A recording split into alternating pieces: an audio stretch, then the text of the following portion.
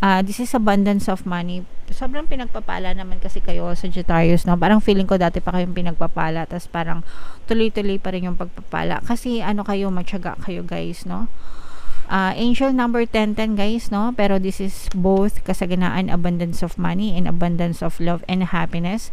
And ito'y dahil sa inyong pagtsatsaga, pagsisikap, at saka hindi kayo mainipin, mga kapiksi. Mahaba yung pasensya nyo. Kumbaga, willing to work kayo, willing kayo na mag-effort as long as alam nyo na talagang magbubunga siya na maganda para sa inyo. And ito yan, guys, no?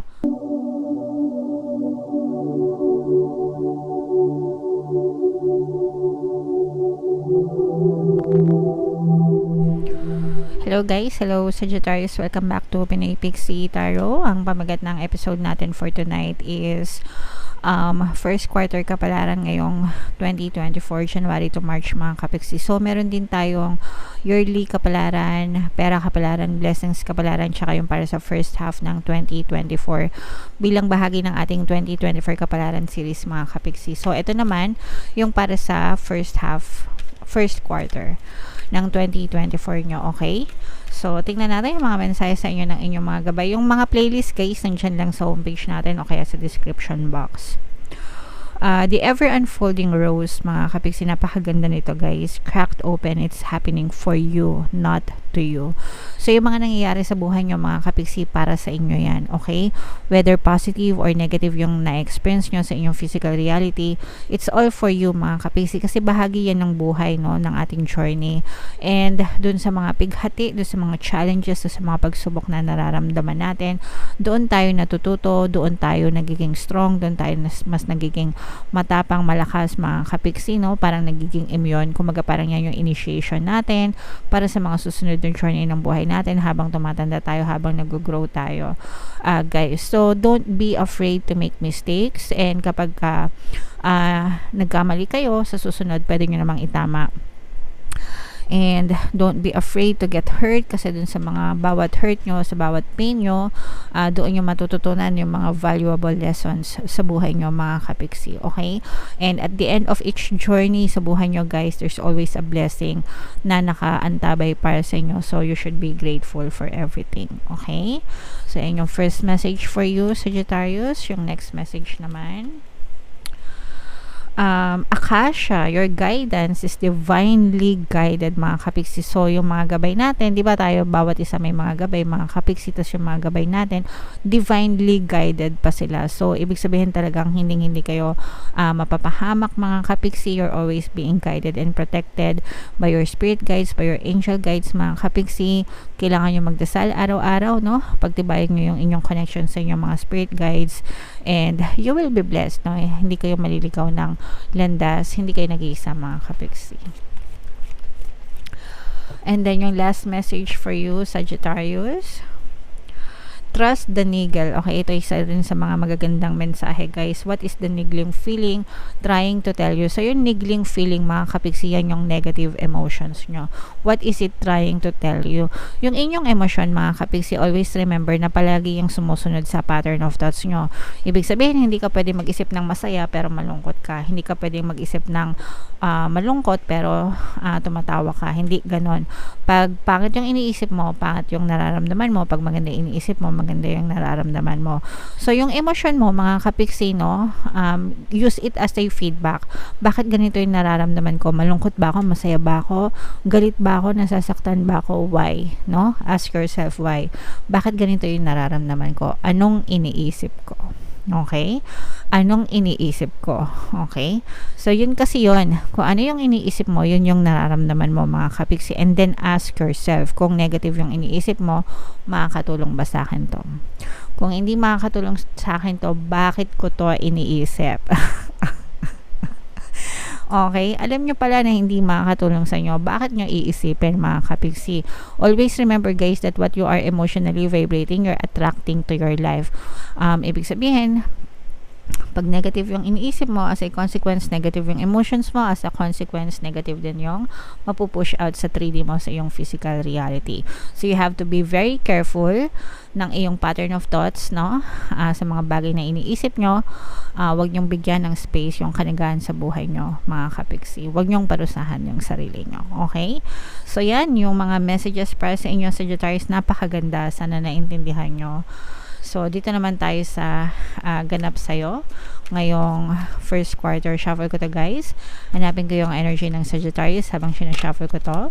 Panoorin nyo muna yung video natin regarding sa ating paano mag-manifest ng abundance video course. Kapiksi, sawa ka na ba sa mga struggles at hirap sa buhay mo? Masipag ka ba at masikap sa buhay ngunit hindi ka pa rin umaasenso? Ilang beses ka na bang nag-attempt magnegosyo at mag-invest pero palagi ka pa rin nalulugi? Sa pagkakataon na ito ay maaaring may subconscious beliefs ka na nagiging balakid sa iyong pag-unlad at pagyaman. Introducing, paano mag-manifest ng abundance video course. Dito ay matututunan mong ma-overcome ang mga balakid mo para tuluyan ka ng umunlad, umasenso, sumagana, maging matagumpay, successful at maswerte sa iyong kabuhayan, pera, trabaho, negosyo, salapi at kaperahan ng bonggang-bongga. Dali, mag-send na ng email sa pinoypixitaro@gmail.com at simulan na ang iyong pagyaman ngayon. Alright. So, sabay-sabay tayo magpayaman ngayong 2024, mga kapiksi. Mag-avail na kayo ng course, guys, kasi sobrang ganda talaga niyan. And good news, mga kapiksi, no, dahil ngayong January, magbibigay ako ng 1 free pampaswerte subliminal sa lahat na mag-avail ng course. Kaya mag-avail na kayo, wag na kayo magpahuli, guys. Meron din tayong email coaching, manifest your desires using the law of attraction. If meron kayo mga specific na gusto nyong i-manifest, pwedeng love and relationship, pwedeng money or career, mga kapiksi, pwede kayo magpabook ng email coaching session with me. Mag-send lang kayo, guys, ng email sa pinipixitaro@gmail.com. So, fire sign, Sagittarius, kayo represent ng Queen of Wands sa ating spread. Meron tayong presence ng earth signs dito, mga kapiksi, Capricorn, Taurus, Virgo. For some of you, maaaring may earth element kayo sa natal chart nyo. For some of you, you may be dealing with an earth sign. Negative and positive to. Unahin natin yung negative, mga kapiksi. Mag-ingat sa mga panloloko. Merong mag-a-approach sa'yo, mga kapiksi. Merong mag-aalok sa'yo, no? Earth sign energy. Aquarius, Gemini, Libra. And itong iaalok na to sa'yo, this is parang payayamanin ka, ganyan. Pwedeng investment ito, pero this is a scam. This is a fraud, mga kapiksi. So, maging mapanuri kayo sa mga investments na pinapasukan nyo kasi para mag-offer siya ng get rich quick na scheme. Ganun, pagka ganun na, guys, pagka ganun na yung mga alok sa inyo, medyo mag-back out na kayo. Medyo tumalikod na kayo, medyo umatras na kayo. Pag sinabing yayaman ka dito, maglagay ka lang ng pera, kikita kang 30%, marami nang kumita, etc. etc. Mag-minor na kayo, mga kapiksi, and magsimula na kayong umatras kasi more often than not, scam yan, mga kapiksi, okay?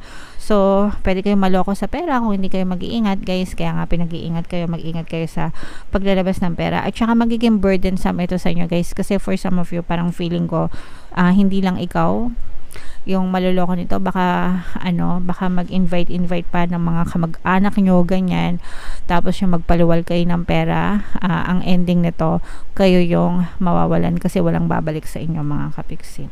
So, mag-ingat.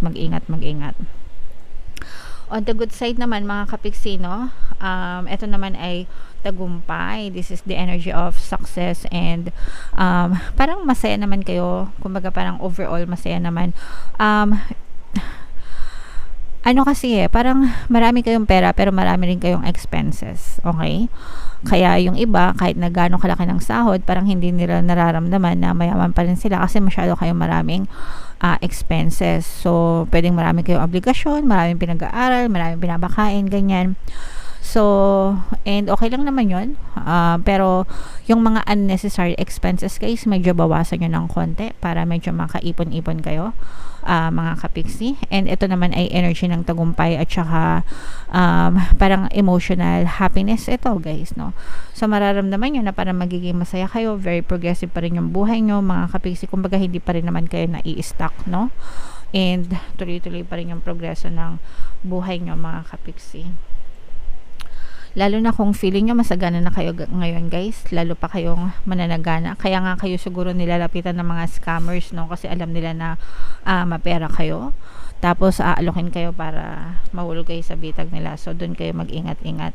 Meron tayong presence dito ng water sign, Cancer, Pisces, Scorpio. Ayan. So eto guys, sobrang ganda kasi nitong energy nyo. This is abundance of money. Sobrang pinagpapala naman kasi kayo, Sagittarius, no? Parang feeling ko dati pa kayong pinagpapala, tas parang tuloy-tuloy pa rin yung pagpapala. Kasi kayo, matyaga kayo guys, no? Angel number 1010 guys, no? Pero this is both kasaganaan, abundance of money and abundance of love and happiness. And ito'y dahil sa inyong pagtsatsaga, pagsisikap, at saka hindi kayo mainipin mga kapiksi. Mahaba yung pasensya nyo. Kumbaga, willing to work kayo, willing kayo na mag-effort as long as alam nyo na talagang magbubunga siya na maganda para sa inyo. And ito yan guys, no? So talagang nakikita natin yung pag-aalaga nyo sa kaperahan nyo, pag-aalaga nyo sa trabaho nyo, mahal nyo yung trabaho nyo, mahal nyo yung negosyo nyo, kung kayo ay negosyante, ganun din yung pamilya, no? So ganun din yung pagmamahal nyo sa pamilya nyo, kaya naman binibless talaga kayo ni universe mga kapiksi. Yun nga lang, medyo mag-minor din kayo, sabi ko nga dun sa mga unnecessary expense nyo mga kapiksi, para hindi naman nasasayang din yung mga pinaghirapan nyo guys. For some of you guys, parang mapuputol din yung connection nyo sa ibang mga toxic na tao, kasi parang for some of you medyo merong mga toxic na tao din sa paligid nyo. So parang yung iba sa nyo, parang feeling ko paprotektahan nyo na yung sarili nyo sa kanila. Parang meron kayong mga tao na ibablock mga kapiksi, no? Parang ibablock nyo yung communication sa kanila, yung connection sa kanila. Parang kung meron kayong mga social media accounts, baka i-block nyo sila, or even yung number nila, ganyan. Kasi yung iba sa nyo parang may mga nang aabuso din sa inyo, kasi nga 'di ba sabi ko sa inyo, yung iba medyo maraming pera, so maraming pwedeng yung kaya burdensome, kasi palagi may nanghihingi ng tulong, ganyan. Wala naman masama magbigay guys, pero minsan kasi abuso na rin, no? So parang yung mga abusado, parang feeling ko yun yung mga ibablock nyo mga kapiksi. And wala naman masama dun guys, basta wala kayong inaapakan na tao mga kapiksi. Okay? Alright, so comment down below Sagittarius. I-mind nyo ito guys, no? Abundance of love, abundance of happiness mga kapiksi, kasi ito double combo ito guys. So talagang pinagpapala kayo sa kaperahan at saka sa relationship. And then yung mga babala naman na mag-ingat kayo sa mga scammers, sa mga imbitasyon, mag-ingat kayo mga kapiksi para hindi kayo maloko. Okay? So comment down below Sagittarius, yan ang para sa first quarter mo guys. Comment down below if naka-resonate kayo. Yung mga pinapamain ko guys, i-mind nyo na sa comment section. Ito yung ating mga pampaswerte subliminals guys. Pakinggan nyo na para talaga maging maswerte kayo ngayon 2024. And ito naman yung ating success stories ng paano mag-manifest ng abundance video course. Click here to subscribe guys, and click here to join our membership program. Thank you for liking, sharing, and subscribing. See you again next time. I love you all. Have a nice day. Bye-bye.